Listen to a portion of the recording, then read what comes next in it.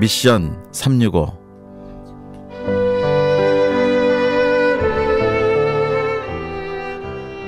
지금 북아프리카에는 나이지리아의 보코하람이라는 극렬 이슬람 테러 단체들이 아주 맹렬하게 많은 사람들을 살상을 하고 또 문제를 만들고 있습니다. 그러나 그 문제는 비단 나이지리아의 문제가 아니고 어떻게 보면 아프리카 대륙 전체의 문제입니다. 저희가 많이 들어서 알고 있지만 북부 아프리카는 이미 이슬람화된 지역인데 그 이슬람들이 이제 사하라 사막 이남으로 해서 그 동부나 남부 쪽으로 이 이슬람의 그 세력을 확대해 가고 있습니다.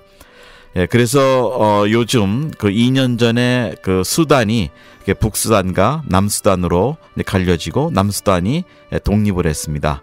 그런데 그 남수단은 기독교인이 많고 북수단은 이슬람이 강한데 이 남수단이 지금 여러 가지로 너무너무 열악한 그런 환경에서도 크리스찬이 있는 하나의 정말 그 믿음이 있는 그런 국가로 지금 탄생을 했습니다. 그러나 여기에 우리 한인 선교사님들이 아직 많이 들어가질 않으셨는데요. 오늘은 정말 특별한 그 하나님이 보내신 우리 선교사님 우리 스튜디오에 모셔서 한번 남수단에 대해서 특별히 저희가 한번 그 상황을 들어보도록 하겠습니다. 오늘 신동수 선교사님 저희가 초청했습니다. 선교사님 안녕하세요. 안녕하세요. 반갑습니다. 네, 이 목소리를 들으시는 분들은 우리 신동수 선교사님의 그 연세가 어떻게 되셨는지 가늠을 못하실 건데요. 우리 선교사님 한번 본인 소개 좀 해주시죠. 네. 예, 저는 1940년 출생이고요. 한국에서 이과대학을 65년도 졸업하고 미국 왔습니다. 미국 와서 외과의사로서 제가 2011년까지 개업을 하다가 아무래도 그 저의 삶의 방향이 좀 올바르지 않다. 그런 제가 충격을 받고 주님 앞에 올인을 해야 되겠다. 내가 남은 인생이라도 주님을 위해서 헌신하겠다고 생각하고 개업을 문 닫았습니다. 그래서 제가 선교사로서 장기 선교사로서 파송을 받고 아프리카 남수단으로 가게 되었습니다. 네, 우리 신동수 선교사님 이제 목사님 또 신학도 하셨고 또 이제 평신도로 해서 뭐 집사님, 장로님까지 하시고 교회에 정말 아주 충성하시고 하시던 모든 과정을 다 이제 겪으시고 지금은 또 목사님으로 또 선교사님으로 남수단에 들어가셨는데 그때 실례지만 그러면 연세가 지금 74 되셨군요. 네. 예, 뭐, 근데 어떻게 괜찮으신가요? 그 아프리카에서 생활하시는데요? 예, 제가 전혀 뭐 부담이 없이, 부족함이 없이 제가 선교지에서 잘 지내고 있습니다. 네. 워낙 또 뭐 제가 우리 선교사님은 오래전부터 이렇게 알고 있었지만 우리 선교사님은 정말 선교지를 많이 다니시고 또 뭐 여기 계셨어도 선교를 참 많이 하시고 교회에서도 그러셨고 그랬는데 우선 이제 남수단 말씀을 좀 듣기 전에 또 우리 선교사님께서 우리 선교사님들을 위해서 특히 오지에 계시는 선교사님들을 위해서 아주 좋은 의료 지침서를 하나 저서를 만드셨는데요. 이 책에 대해서 한번 좀 소개를 해주시죠. 네, 제가 의사로서 지금 이제 50년이 되었습니다. 그래서 그동안 경험과 제가 또 선교지를 다니면서 세계 여러 곳에 다니면서 제가 경험을 얻고 감동받은 것을 책으로 썼습니다. 근데 그 내용이 뭐가 하면은 선교사님들이 그 오지에서 사역하시면서 갑자기 응급이 생긴다든가 또 자기가 몸이 아프다든가 그런 의료적인 문제가 생길 때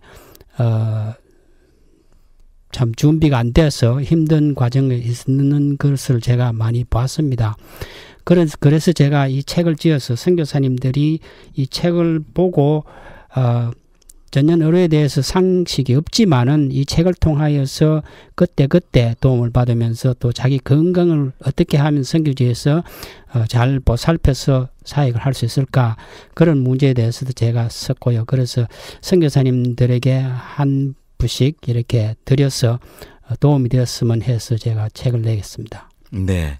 예, 저도 이제 주신 거를 대충 봤는데 정말 우리 선교사님들이 뭐 이렇게 정말 응급한 치료부터 아니면 그 고질병까지 어떻게 거기 선교지에서 생활하시면서 이걸 관리를 하셔야 되는지, 예, 그걸 아주 자세하게 쓰셔서 굉장히 우리 선교계 쪽에는 이게 알려지지 않았지만 아마 이게 정말 교과서처럼 좋은, 예, 그런 책인 것 같습니다. 책 제목은 선한 사마리아인의 손길이라고 하셔서, 예, 이걸 했는데 우리 지멘 선교회에 또 이걸 기증을 하셔서 앞으로 여기 오시는 분들 또 선교지 오지에 계시는 분들한테 이거를 저희가 무료로, 우리 신동수 선교사님께서 이제 기증해 주셔서 무료로 드리는 거로 저희가 이제 이렇게 하기로 했습니다. 예, 나중에 저희들한테 연락 주시면 저희가 보내드리도록 하겠습니다. 자, 이제부터 본격적으로 우리 남수단에 대한 얘기를 좀 우리 선교사님한테 듣겠습니다. 지금 우리 남수단의 그 일반적인 형편은 지금 어떤가요? 네, 그 나라가 이제 그 신생국가로서 2011년부터 나라가 이렇게 독립을 했습니다.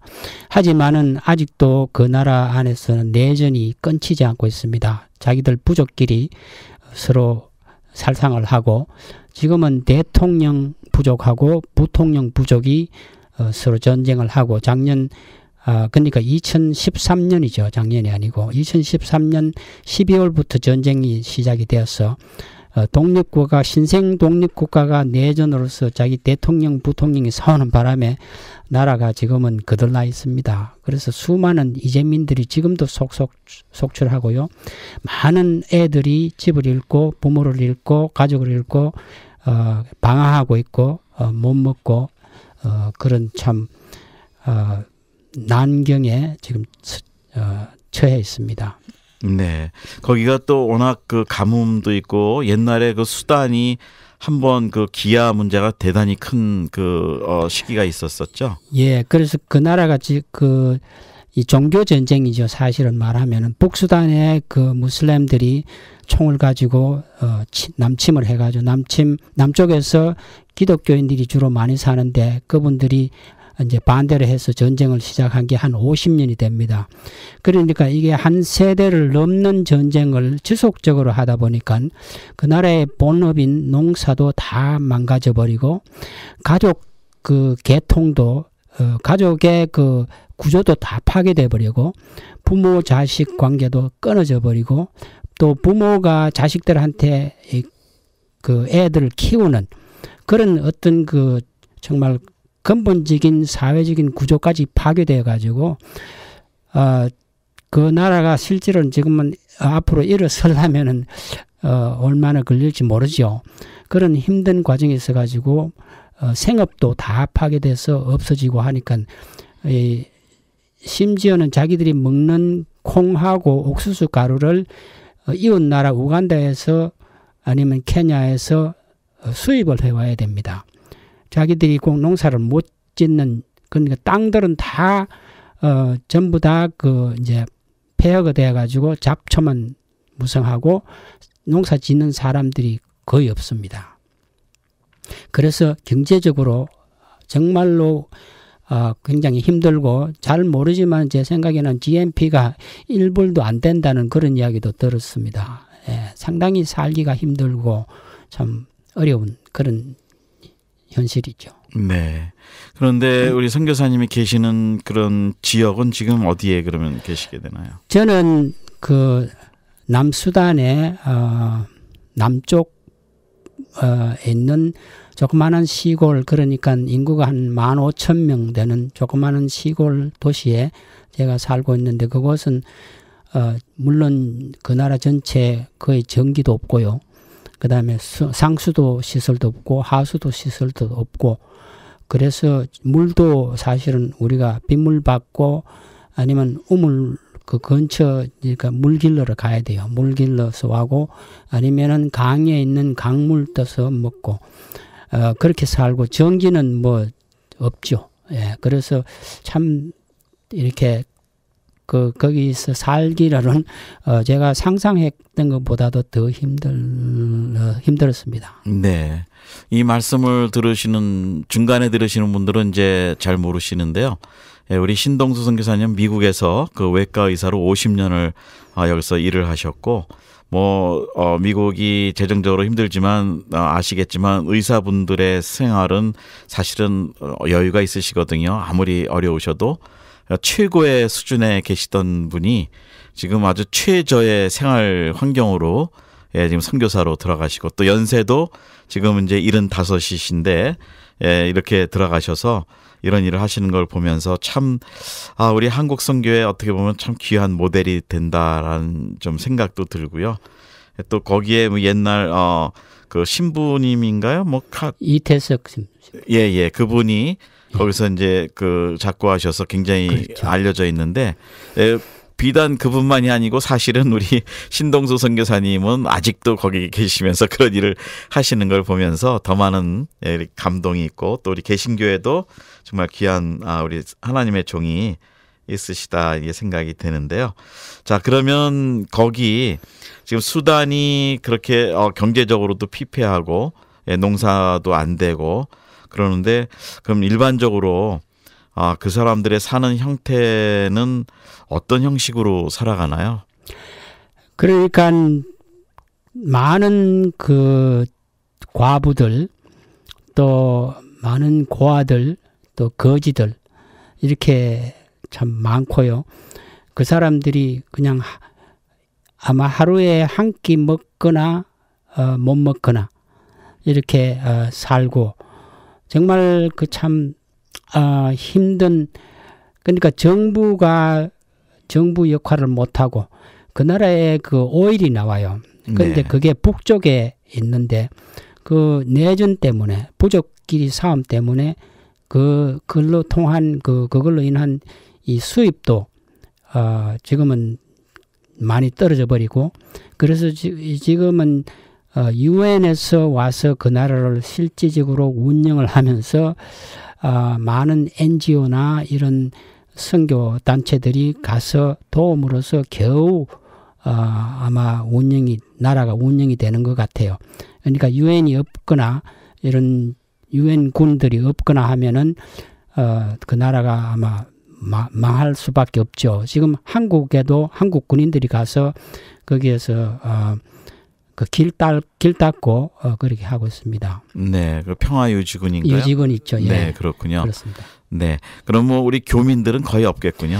제가 듣기로는 그 수도에 한 50명 예, 그리고 아마 그 나라 전체 따져봐도 제 생각에 한 70명 될까요? 네. 예, 뭐 거의 없는 걸로 압니다. 네, 그리고 선교사님들은 또 더 없으시겠군요. 인구가. 제가 확실히 모르겠는데 제가 뭐 연결이 안 되니까 그 따로 떨어져 있고 그래서 제가 아는 분은 한 분밖에 없어요. 네, 그렇군요. 자, 이제 그 어려운 수단에 들어가셔서 생활을 하시는데 그러면은 선교사님은 뭐 의식주 생활은 어떻게 해결하시나요? 제가 거기 가서 그 고아들 20명 데리고 그다음에 이제 거기 현지 사역자하고 이래서 30명이 같은 집에서 같은 음식 먹고 애들하고 같이 살면서 그렇게 사역을 하고 있었습니다. 그런데 이제 그 사람들의 생활 환경을 보면은 정말로 화장실도 아마 우리 한국에 옛날 1950년 이전에 화장실 그렇게 쓰고 있었고요. 그다음에 물이 물론 아까 말씀드린 대로 항상 물 때문에 애들이 물을 못 마실 때도 많습니다. 그래도 이제 제가 그러니까 물 트럭을 그게 통해서 이제 한 트럭씩 물을 받아서 이제 그걸로서 한 3, 4일 이렇게 쓰고 또 그 곡물은 제가 이제 시장에 가서 콩하고 옥수수 가루 그다음에 오일 기름 그런 거 사고 채소 조금 사고 이래서 이제 애들 하루에 3끼씩 먹이고 그래서 제가 거기서 또 이제 교회가 있거든요. 교회에서 이제 교회 성도님들도 와서 식사도 하고 또 제가 거기서 학교도 했습니다. 300명 학생들 그리고 선생들이 한 14명 있는데 선생들 월급도 제가 매달 주고 있었고요. 그래서 어떤 때는 보면 보통 보면은 하루에 한 120그릇 그러니까 식사를 120명 정도 매일 우리가 해서 섬겼습니다. 네. 참 사실은 먹여주는 것만으로도 거기는 너무 큰 사역 중에 하나라고 볼 수 있는 지역인데 그 먹이는 것뿐만이 아니라 이제 어려운 환경에 영적으로 정말 이제 소망이 없는 환경에 또 이제 예수님 복음을 또 이제 전해주고 계시는데 특별히 고아원을 하시게 되는 어떤 선교적인 동기나 철학 같은 게 있으신 거로 아는데요. 예, 제가 선교지를 다니고 또 이렇게 여러 선교 현실을 보고 한 10몇 년간 보다가 결론이 난 게 뭐 하면은 아이들 사역을 해야 되겠다. 그래서 제가 지금 이제 하는 사역으로 그렇게 하고 있습니다. 그런데, 사람은 어머니 배 속에서부터 시작해서 뇌가 이제 형성이 되고 내가 차츰차츰 자라서 이제 5살, 6살 되면 내가 어른 사이즈의 뇌로 완전 발달이 된다고 그럽니다.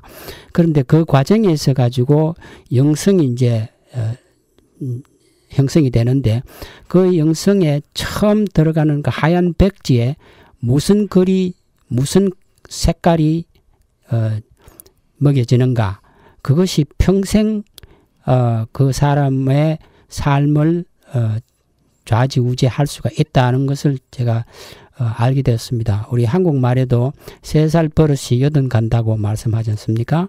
그 말씀대로 정말로 어린 영성에 예수 그리스도가 먼저 그 바탕에 들어가게 되면은 그 영성이 평생 그 사람이 크리스찬으로서 남는 그 가능성이 한 80%로 높다고 합니다.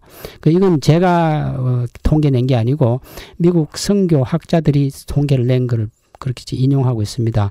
그런데 만약에 14살 이후에 주님을 영접하고 영성이 들어가게 되면은 그 사람이 평생 기독교인으로서 남는 퍼센테지가 13 내지 15%밖에 안 된다 그래요. 그러니까 이거는 엄청난 결과적으로 차이가 나기 때문에 가장 선교에 효과적이고 정말 좋은 결과를 낼 수 있는 것은 어릴 때 어린 아이들을 사역을 해야 되겠다. 사실은 3살, 4살, 5살 얘들이 뭘 알겠습니까? 그렇지만은 제가 그동안 있으면서 제가 데리고 있던 애들은 전부 다가 5살에서 14살이 제일 많은 아이들이었습니다. 그리고 걔들을 하루 종일 걔들이 아는 노래라고는 찬송가뿐이고 그 다음에 같이 사니까 그리고 교회에서 주일날 예배드리고 매일 저녁 모여서 또 예배드리고 그래서 애들에게 예수 그리스도 영성을 확실하게 심어주고 우리가 그것을 그 영성으로서 하루 생활을 할 수 있도록 저도 그렇게 은혜 받고 애들도 은혜 받게 그렇게 해서 그들이 자라고 나서 집을 떠나고 난 뒤에도 우리가 계속적으로 고아들이니까 계속적으로 걔들을 후속 조치를 해주고 연결함으로써 복음 안에서 그들이 살 수 있도록 정말 나중 커서 대학교 가서 좋은 직장 가지고 돈 많이 버는 게 선교의 목적이 아니고 저는 그들에게 복음으로서 평생을 살 수 있는 길을 심어주는 게 목적이다. 그래서 저는 제가 고등교육을 다 받을 거 다 받았지만은 제가 후회하는 것이 뭐냐. 내가 진작 이 일을 시작 안 했다는 거 정말 후회가 되죠. 예. 그렇게 지금 사역하고 있습니다. 네. 어린아이들이 이렇게 정말 육적으로 또 영적으로도 소망이 없는 그 환경에서 우리 선교사님을 만났다는 것 자체만으로도 정말 하나님의 큰 축복을 받은 아이들이 아닌가 이제 생각이 들고 걔네들 마음속에 예수님의 그 복음이 들어가기 시작하고 그러면서 그 어려운 나라의 이제 리더들이 그 중에서 나올 거라고 믿는데요. 예, 우리 선교사님 거기서 그 아이들을 그게 사역을 해보시면서 그 미래의 그 수단에 지금 누가 일반적으로 볼 때는 미래가 없는 나라처럼 보이는데 그래도 선교사님이 영적으로 그 미래를 지금 보고 계실 텐데 앞으로 좀 어떤 가능성이 있을까요? 예, 저는 제가 거기에 들어가서 처음 사역을 시작하면서 그 미래를 제가 생각을 해봤는데 이 나라에 지도자가 없고 그 다음에 어른들의 그 본보기가 없는 나라이기 때문에 애들이 예수 그리스도의 그 영성을 가지고 자라서 사회에 나가서도 그 정말 교회로 다시 돌아와서 교회에서 섬기고 그 다음에 자기 자식들이나 주위의 아이들을 또 그런 방향으로 섬기게 되면은 그 사람이 무슨 고등교육을 받아서 돈 잘 벌고 좋은 직장 갖는 게 중요한 것이 아니라 그렇게 할 수 있도록 우리가 기본을 만들어주는 것이 가장 중요하겠다. 그래서 그 사람들이 그 교회의 지도자가 되고 교회를 운영을 하게 되고 교회를 이끌어가고 그 다음에 그것이 사회에 또 정말 소금이 되고 빛이 되어서 그 나라를 사회를 변화시키고 그래서 그 나라의 지도자가 기독교적인 지도자가 나와야 되겠다. 그러면은 그 나라가 희망이 있죠. 안 그러면은 뭐 정말 그 지금 전쟁하는 그런 것이 그냥 앞으로도 계속될 것 같은 그런 참 현실입니다. 네. 결국은 우리 크리스찬 아이들이 커야 미래 그 지도자가 돼서 하나님이 그 나라를 바꾸실 수 있는 그런 일들인데 저는 우리 선교사님이 하시는 말씀이 100% 동감이 됩니다. 왜냐하면 제 개인적인 경험 또 뭐 이런 시간에 여러 번 말씀드렸지만 제가 케냐 마사이에 있었을 때 거기도 빗물 받아 먹고 전기가 없는 곳에 이제 숲속에 살았었는데 거기서 우리 어린아이들을 가르쳤습니다. 그리고 걔네들이 커서 제가 있을 때 두 교회를 했을 때 했는데 지금은 한 60개가 넘고요. 그중에 그 한 멤버 중에 하나가 그 나라의 그 상원의원 작년에 대선이 있었을 때 상원의원 출마까지 하는 그런 일이 있어서 우리 선교사님이 그 말씀하시는 미래는 반드시 100% 된다는 확신이 저도 있습니다. 왜냐하면 믿음 안에서 하나님이 계획하시는 거기 때문에 그래서 저희가 지금 또 솔라등을 개발했거든요. 네. 그래서 우리 그 선교사님 계신 지역에 전기도 없고 애들이 밤에 공부도 해야 되고 또 공부를 안 시키면 미래가 없고 그래서 이 방송을 들으시는 분 중에 우리 수단을 위해서 남수단에 우리 신동수 선교사님 사역을 위해서 좀 기도해 주시되 또 이런 솔라등을 좀 만들어서 보낼 수 있는 그런 비용을 좀 후원을 좀 해주신다면 저희가 좀 만들어서 보내드려서 아주 충분히 애들 미래를 만들어갈 수 있는 그런 일들이 좀 있으면 좋겠다 생각이 듭니다. 자, 이제 거기 교회도 거기서 또 하시는 것으로 아는데 일반 그 크리스찬들의 지금 상황은 어떤가요? 그 교육 수준이라든지 교회 형편은요? 네, 그분들은 주로 이제 그 아프리카인들은 찬양을 좋아하고요. 그 다음에 율동을 좋아합니다. 그래서 찬양과 경배팀은 참 좋아요. 그 사람들의 그 아마 정서에 아주 맞는 것 같습니다. 하지만은 성경을 읽고 말씀을 먹고 산다는 그런 개념이 별로 없어요. 그래서 그 사람들이 성경 없는 사람들도 많고 그래서 저들이 성경을 사서 돌려주게 해도 또 저녁에는 이 불빛이 없고 그래서 정말 성경 읽는다는 게 참 힘들어요. 그래서 우리가 그 성경 읽기 운동 그래서 성도들한테 성경을 읽고 같이 읽고 그렇게 그 프로그램을 시작을 했습니다. 그래서 이분들이 그 이제 말씀 안에서 이 사람들의 생활과 생각이 바꿔야 되고 또 그것이 정말 그 사람들의 그 삶의 기본 참 기초가 되어야 될 텐데 그것이 부족하기 때문에 영적으로도 상당히 취약하지 않나 그런 염려를 하게 되었습니다. 그래서 앞으로도 우리가 더 많은 성경을 갖다 주고 그다음에 그 성경 공부를 할 수 있는 정말 그런 동력자도 생겼으면 애들을 잘 돌보고 애들과 같이 놀면서 애들에게 성경을 계속 읽게 하는 그런 사역을 제가 꿈꾸고 있습니다. 네.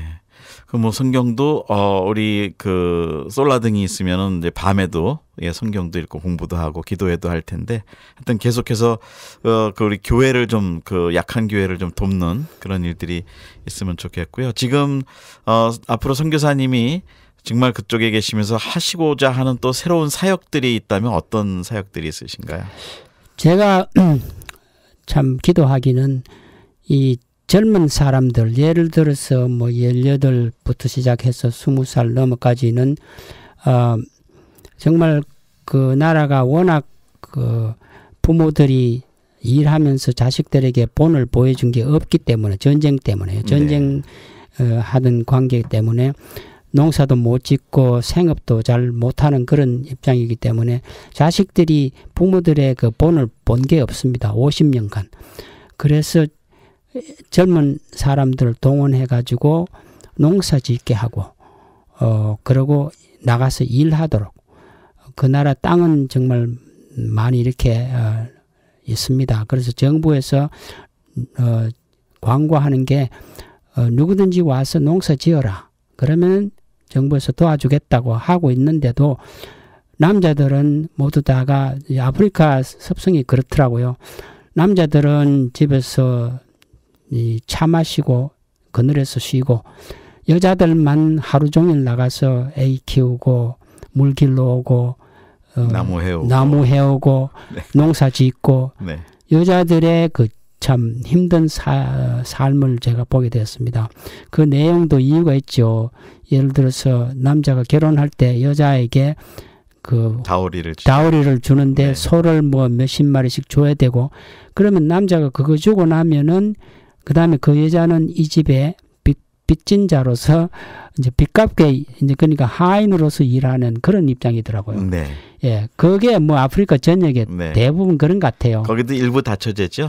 일부 다처제고 뭐 남자들은 살다가 또 나가서 딴 데 가서 또 결혼해서 살고 또 뭐 그러니까 어떤 할머니는 자기 딸하고 뭐 이렇게 다 죽어버리고 이렇게 저렇게 걸려서 온 손자라고 한 애들만 해도 뭐 수십 명을 거느려야 되니까 네. 그 할머니가 무슨 재주로 그 애들을 먹이겠습니까? 그래서 네. 정말로 울면서 저들한테 찾아와서 좀 아이들 좀 돌봐달라고. 그러니까 부모가 없고 할머니가 혼자서 그렇게 키우는 애들이 너무 많습니다. 네. 예. 그러니까 이제 기본적으로는 교육이 가장 중요하고 또 이제 그 생활이나 사는 걸 위해서는 그 생명을 이어가기 위해서는 이제 농사. 예, 농사가 참 중요한데 그 땅은 밑에 이렇게 우물이나 물은 있나요? 넉넉한가요? 그러니까 이 우기가요. 네. 이제 4월 달부터 시작해서 11월 말까지 대충 그게 이제 우기고요. 네. 그다음에 12월부터 시작해서 이제 건기로 들어가요. 그러니까 다음 해 3, 4월까지 이렇게 되는데 비가 올 때는 많이 와요. 그래서 네. 충분히 온다고 봅니다. 예, 그래서 정말로 그 농사 짓는 데는 날씨도 따뜻하고 캘리포니아보다 낫죠. 그렇고 또 비도 많이 오고 그렇기 때문에 농사 짓기에는 아주 적합합니다. 거기 비가 의외로 많이 오는군요. 많이 옵니다. 예. 4월부터 11월이면 11월 말까지 비가 오니까요. 네. 그동안에 뭐 2모작, 3모작도 할 수 있을 충분하겠네요. 예. 그러고 네. 옛날에는 살농사도 지었다 그럽니다. 네. 그런데 그 농토들이 다 황폐해져 버렸어요. 네. 농사 못 짓고 다 도망가 버리기 때문에 네. 또 농사 지어 놓으면은 저쪽에서 딴 데서 와가지고 훔쳐가 버리고 뺏어가 버리기 때문에 네. 그런 참 이 악순환이 지난 50년을 참 계속 지속이 되다 보니까 젊은 애들이 본 게 없어요. 네. 예. 그 자기가 일해서 먹는다는 그게 없어요. 누가 갖다 주고 지금까지 그냥 원조에 의해서 원조에서 살아오고 네. 이제 그걸로서 사는 게 당연하다고 생각하고 네. 있는 사람들이 많아요. 그래서 걔들이 정말 농사 짓고 일을 해야만이 먹는다는 것을. 네, 새마을 운동이 좀 있어야 되겠군요. 저도 애들 네. 이제 그 조그만한 애들 교육 할 때 매일매일 자기가 분담받은 일을 하도록 네. 남자든 여자든 그렇게 하고 교육을 있었습니다. 하시는군요. 네.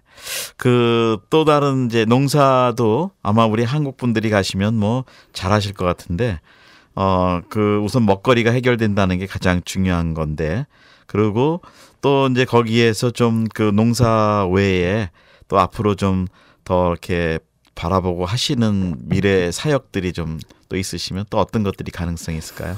그래서 저는 그것을 이제 그 양계장을 시작했습니다. 네. 그래서 닭을 한 400마리를 키웠습니다. 그래서 닭 키우는 기술도 제가 배우게 되었고 이렇게 시작을 해봤는데 참 그게 쉬운 건 아니더라고요. 그런데 그게 기술이 필요하고 상당한 그 참 노력이 필요하고 네, 좀 투자도 필요하죠. 투자도 필요하고 네. 뭐 이런데 제가 그래서 아까 말씀드린 대로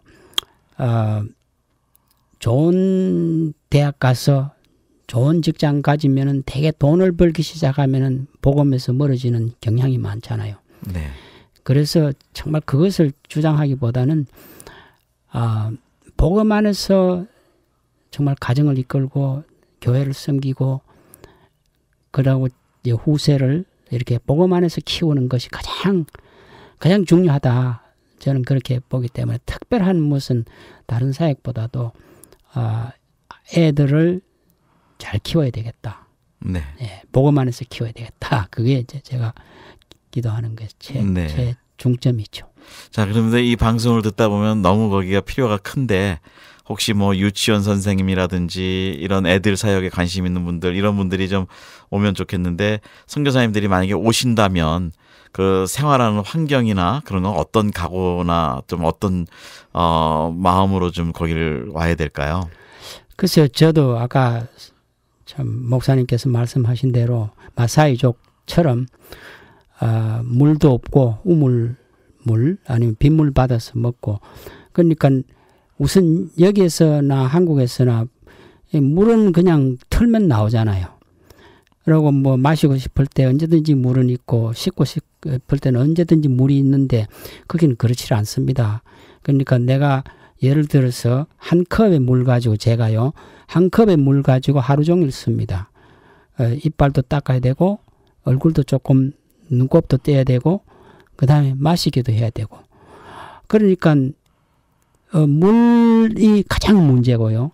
그 다음에 이제 그 전기인데, 전기는 제가 사실은 그렇게 중요하지는 않다고 생각합니다. 그런데 전기를 사실 우리는 여기 전기 없으면 못 살잖아요. 그런데 저는 저녁 7시 되면 우리가 전기가 없으니까 그냥 침대에 들어가서 모기장 안에 들어가야 돼요. 왜냐하면 말라리아가 거기는 뭐 창궐 하기 때문에 모기장 안에서 살아야 돼요. 저녁에는요. 네. 그래서 이제 새벽에 6시 되면 이제 동이 트기 때문에 그때까지는 침대 안에서 그 모기장 안에서 살아야 돼요. 그래야 뭐 말라리아 안 걸리죠. 제가 그동안에 이렇게 정말 오랜 세월 동안 있으면서 말라리아에 안 걸린 이유 중에 하나가 철저하게 그걸 지켰습니다. 예, 자기 관리를 잘하셨군요. 잘 해가지고 제가 말라리아는 안 걸렸습니다. 약도 안 먹으면서 예방약도 안 먹고 제가 그냥 그 안에서 지켰기 때문에 그렇게 예방이 되었고요. 그 다음에 거기 또 콜레라하고 장질부사는 뭐 1년 내내 창궐입니다. 그런데 우리 아이들하고 이렇게 30명이 같은 이렇게 컴파운드에 살면서 그것을 제가 방지를 했어요. 왜냐하면은 식사 때마다 식사 전에 손을 반드시 그 소독물 뿌려가지고 씻었기 때문에 그 사람들은 식사를 할 때 손으로 먹거든요. 네. 그래서 그거를 철저하게 지키고 그 다음에 음식을 그 음식하는 사람들에게도 그렇게 하고, 그래서 그런 걸 했기 때문에 제가 정말 그 많은 사람들을 특별한 문제 없이 질병 문제 없이 잘 그렇게 키울 수가 있었습니다. 그래서 상세한 거는 제가 누가 필요하시면은 제가 그 내용에 대해서 어떻게 하는가를 제가 알려드릴 수가 있습니다. 네. 저는 이왕이면 우리 이 방송을 듣는 분들 중에 젊은 분들이 얼마나 들으실지 모르지만, 저는 젊은 분들이 자기 젊은 시간을 좀 들여서 좀 한번 같이 이 선교를 하면 좋겠다라는 생각이 좀 들고요. 뭐 저도 개인적으로 저는 28에 제가 그 마사이에 들어갔습니다. 그래서 정말 그 개척을 해보고 했는데 다시 생각해 보면 언제 그런 시간이 다시 올까 또 그런 생각이 들지만 우리 신동수 선교사님은 지금 이른이 넘으신 상태에서 이제 나가셔서 지금 그 어려운 환경에 계시는데 이런 환경 가운데 지금 몇 가지 좋은 말씀을 해주셨습니다. 자, 그러면 우리 선교사님이 그 의사 좀 개인적인 또 질문을 좀 드려보고 싶은데 의사로서 이렇게 편하게 사시고 이제부터 리타이어 하시면 정말 더 정말 선교도 물론 하시겠지만 여생을 좀 편하게 지내실 수 있는데 이렇게 그 어려운 환경에 그 자원해서 가시게 됐는데 아까는 처음에 조금 동기를 말씀하셨지만 조금 더 이렇게 간증처럼 좀 말씀해 주시면 감사하겠습니다. 글쎄요. 네. 저는 제가 평소에도 주님께서 참 이렇게 인도하신 대로 제가 살기를 원했습니다. 그러고 제가 살다가 보니까 저 삶의 목적이 무언가를 뚜렷이 봐야 되겠다. 내가 주님 나라 가는 날까지 주님께서 내게 정말 충성된 종아 참 수고했다고 이렇게 반겨주시는 것을 제가 항상 참 염려를 하고 그렇게 했습니다. 그런데 제가 의사로서 또 이제 은퇴하고 예를 들어서 그 재정적인 이런 게 해결되기 때문에 여행 가고 편하게 살고 골프 치고 이렇게 한다는 것이 나의 삶의 목적인가? 네. 아니면은 주님 앞에 정말 주님의 그 명령하신 대로 사는 것이 주님께 영광을 드리고 주님을 기쁘시게 하는 그 내가 이 세상을 떠나는 날까지 그렇게 하는 것이 가장 최선의 방법인가를 제가 정말 생각을 하게 되었습니다. 그래서 이제는 늦기 전에 제가 이것을 떠나야 되겠다. 더 돈 벌어봐야 좋은 차 타고 좋은 음식 먹고 그게 목적이 아니지 않습니까? 제 삶의 목적이 뚜렷하게 결국은 우리 다 천국을 바라보고 사는 사람들이고 주님 앞에 정말 이렇게 주님을 경배하면서 영원히 주님 나라에서 살아야 되는 그런 정말 그 엄청난 축복이 우리한테 주어졌는데 그것을 잘못해서 놓치면은 우리 삶은 헛살았죠. 그래서 저는 생각에 그렇습니다. 은퇴란 건 없다. 그죠? 은퇴가 주님 섬기는데 은퇴가 있습니까? 예. 그러면 안 되죠. 저는 생각에. 그래서 은퇴란 것을 제가 없이 하고 주님 나라까지 가는 날까지 제가 충성하면서 살아야 되겠다. 예, 섬기면서 주님께 영광을 드려야 되겠다. 편하게 산다는 것은 오히려 의학적으로 봐도 그 사람이 건강이 더 빨리 망가지게 마련입니다. 네. 예, 저는 그것을 제가 절실히 알고 있죠. 의사이기 때문에. 그래서 인간의 몸은 쓰면 쓸수록 유지가 되고 안 쓰면 안 쓸수록 퇴화가 되고 그래서 결국은 축복이란 게 주님 섬기는 게 축복이다. 주님을 위해서 삶을 드리자. 여러분들도 혹시 이제 나이가 60, 70 돼서 나도 이제 조금 쉬자. 주님 섬기는데 쉰 것은 어디에서 쉬겠습니까? 진짜 우리의 쉼은 천국에서 있을 수밖에 없습니다.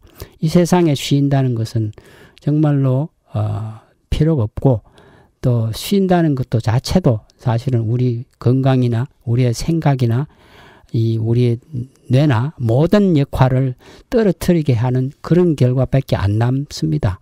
그래서 제가 저에게 남은 것은 100% 다 드리자. 네, 주님께 드리자. 그 생각으로 제가 나갔습니다. 네. 이 귀한 그 간증과 또 이 말씀이 저희들한테 참 많은 도전이 되는데요. 예, 우리 선교사님 그 수단이라는 나라를 많이 지금 이렇게 여쭤보는 게 우문일 수 있으나 수단을 많이 사랑하시죠? 예, 제가 특별히 수단보다도 정말 그 아프리카에 있는 그 많은 참 생명들이 주님을 올바르게 알아야 되겠고 주님의 복음을 가지고 축복을 받아야 되겠다. 예. 그래서 그 근처 나라들에게 제가 또 관심을 갖고 있습니다. 네. 지금 그 선교사님이 이제 누가 들어가시게 되면 한 달 생활이 물론 뭐 재정이 넉넉할수록 더 많은 사역들을 섬기겠지만 기본적으로 얼마 정도면은 거기서 이렇게 기본 생활을 하고 또 우리 선교사님 하시는 사역에 좀 조인할 수 있다면 어느 분야에 있는 분들이 좀 와주시면은 좀 도움이 될까요?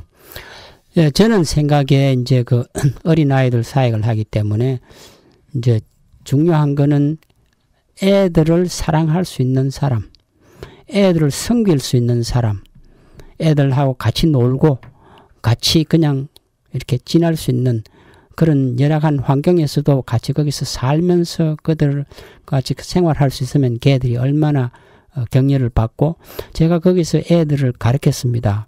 예를 들어서 알파벳 가르치고 그 다음에 기본적인 수학 1 더하기 1은 2 또 그 1 곱하기 뭐 이런 1 이런 것 정도의 기본적인 것을 제가 매일 애들을 이렇게 몇 그룹으로 나눠 가지고 제가 가르쳤습니다.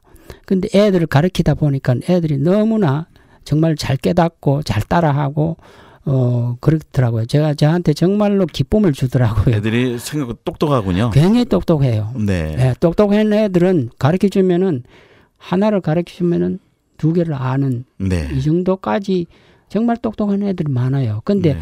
문제가 뭐가 하면 지도자가 없었기 때문에 네. 네, 그들이 정말로 올바르게 자라지 못했다. 그러고 이 복음도 올바른 복음을 가르치지 못했기 때문에 정말 그 희석된 복음으로서 그렇게 연명을 하고 있더라고요. 네. 예, 그래서 하여튼 저는 생각이 그렇습니다. 누구든지 자기가 그 열악한 환경에도 살 수가 있고 정말 그 주님 앞에 올바르게 남은 인생을 드리고 싶은 분은 누구든지 특별히 뭐 기술이 없어도 됩니다. 그러니까 누구든지 오셔서 사역을 하시면 되겠다. 네. 예. 우리 뭐 미국의 경우는 리타이어 하신 분들이 그 소셜 시큐리티 연금만 받아도 뭐 생활인 충분히 되시겠군요. 충분히 되죠. 네. 네. 거기 가면은 거기 물가가 상당히 비쌉니다. 여기 물가하고 조금 떨어져요. 왜냐하면 모두 다 수입해가 오기 때문에. 네. 더군다나 수입해가지고 그 시골까지 오면은 물가가 더 올라갑니다. 예. 그래서 이제 우리가 이제 식사는 전부 콩하고 옥수수 가루. 저는 거기서 1년 내내 콩만 먹고 살았습니다. 네. 예. 그러니까 뭐 콩 삶아서 대충 그냥 먹는 예, 거죠. 푹 삶아가지고 네. 그다음에 옥수수 가루 떡으로 만들어가지고 네. 그렇게 먹는데요.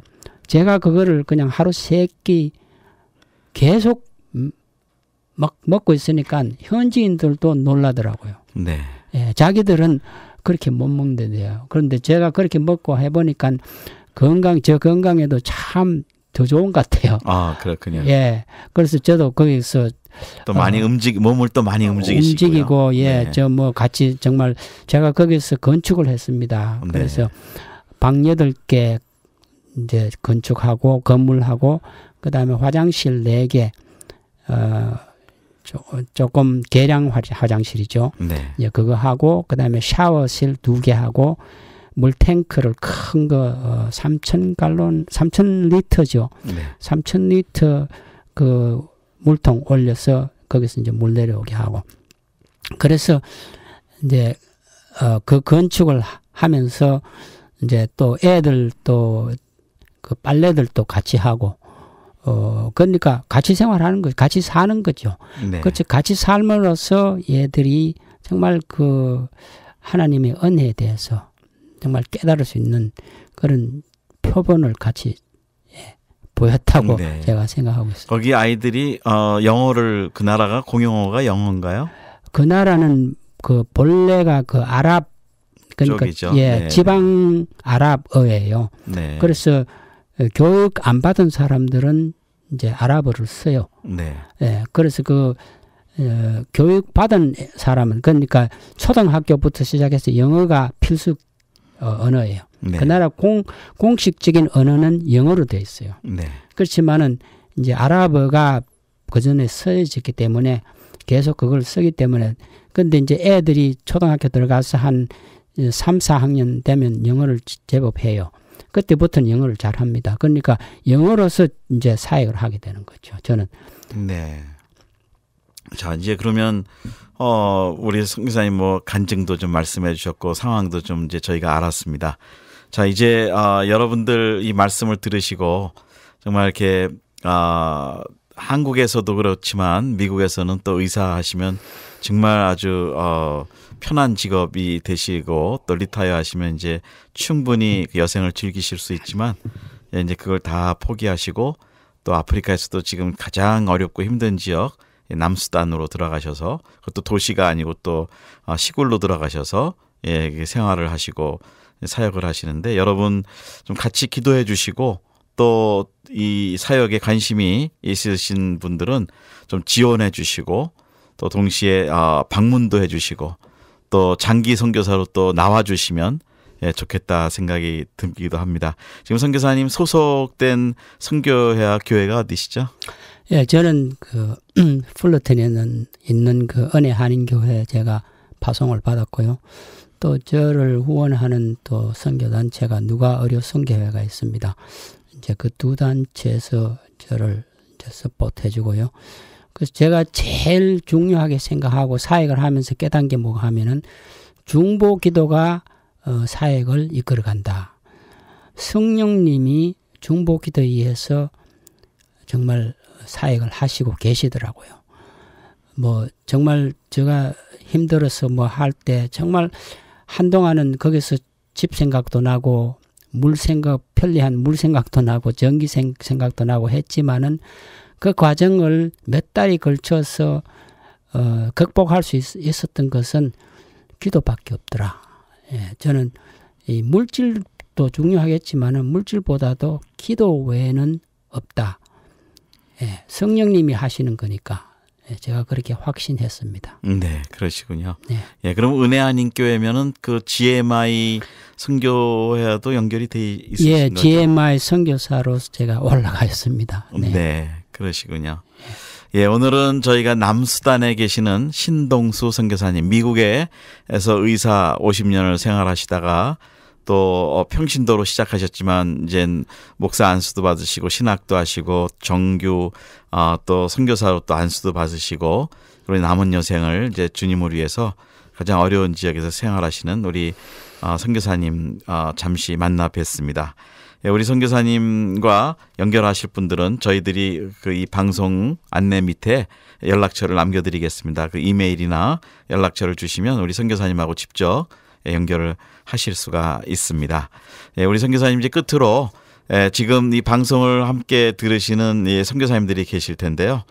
예, 우리 선교사님들의 이제 동료로서 우리 선교사님들에게 좀 격려의 말씀 좀 해주시고요. 또 이제 성도님들에게도 말씀해 주시기 바랍니다. 예, 선교사님들 정말 저보다 선배 되시는 분들 많이 있을지라고 믿습니다. 저는 이제 정말 늦게 시작해서 우리 선배 선교사님들 뒤를 열심히 따라가겠습니다. 절대로 낙심하지 마시고 기도로서 승리하시기 바랍니다. 네, 또 이 성도님들에게 네. 정말 후원 기도 뒤에서 중보 기도가 선교사님들을 살리는 가장 중요한 정말 그 사역입니다. 여러분들의 끊임없는 중보 기도. 예, 그것으로서 우리 선교사들은 살아갈 수밖에 없습니다. 여러분들 정말 기도 놓지 마시고 우리 조국과 미국과 세계 전체 또 저들의 사역에 대해서 여러분들 정말 끊지 마시고 게으르지 마시고 열심히 기도해 주시면 감사하겠습니다. 네. 자, 오늘은 우리 미션 365 또 귀한 선교사님 하나님께서 이렇게 보내주셔서 저희가 귀한 간증의 말씀과 현장 소식 들었습니다. 예, 남수단 2011년에 북수단과 하나 되었던 수단이 독립을 했고, 그 전부터는 늘 북쪽에 있는 이슬람 교도들이 무슬림들이 항상 그 남쪽 그 크리스찬이 많은 지역에 와서 항상 공격하고 불태우고 내전이 있었던 그런 곳을 이제는 신생 국가로 독립이 되어서 이제 자체적으로 국가가 되었습니다. 그래서 인구수로는 통계로는 60% 정도가 크리스천이라고 하는데, 그러나 이미 내전이나 그 오랜 세월 동안 피폐된 환경에서 지금 농사도 짓지 못하고 너무너무 어려운 환경에 있다고 말씀하시며, 또 이제 그리고 정말 이제 편하게 사셔야 되는 이때 하나님을 위해서 들어가신 우리 의사, 특히 이제 외과 전문이신데요, 우리 신동수 선교사님이 거기 있는 아이들하고 같이 생활을 하시고 똑같이 현지인들하고 생활하시면서 그 하시는 말씀들을 저희가 좀 들었습니다. 여러분, 이 말씀을 듣고 우리가 지금 생활에 조금 불편이 있고 어려움이 있고 힘든 것이 있다고 해서 그런 문제로 인해 우리가 낙심하고 좌절하는데, 한번 이런 좀 귀한 선교사님들의 간증, 또 우리 신동수 선교사님의 말씀을 통해서 여러분 오늘 힘내시기 바랍니다. 이 땅 위에 사는 목적은 하나님 나라를 위해 사는 것입니다. 진행에는 김정한 선교사였습니다. 안녕히 계십시오. 감사합니다.